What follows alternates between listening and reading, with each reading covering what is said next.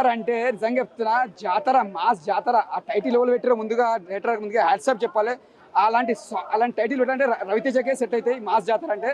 ఎందుకంటే సినిమా కూడా అంత బాగుంది, ఒక డిఫరెంట్ మూవీ. అంటే ఈ సినిమాలో రవితేజ యాక్టింగ్ మాత్రం ఇరగదీసిండు, ఎక్కడ కూడా బోరింగ్ లేదు. మెయిన్ చెప్పాలంటే ఇక్కడ నవీన్ చంద్ర గారు యాక్టింగ్ మాత్రం నెక్స్ట్ లెవెల్ అన్న. అంటే ఆయన యాక్టింగ్ మాత్రం ఇరగదీసిండు. ఈ సినిమాకి పెద్ద పిల్లలు అంటే ఆయనే. శ్రీలీల యాక్టింగ్ కూడా చాలా బాగుంది, ఎక్కడ కూడా బోరింగ్ లేదు. సాంగ్స్ తూ మేరా సాంగ్, ఆ సాంగ్ ఉంది కదా ఈడియట్ సాంగ్ లేక, ఇంట్లో పెట్టి పాట అది. ఇంట్లో మాత్రం ఆ పాట మాత్రం ఇరగదీసిన.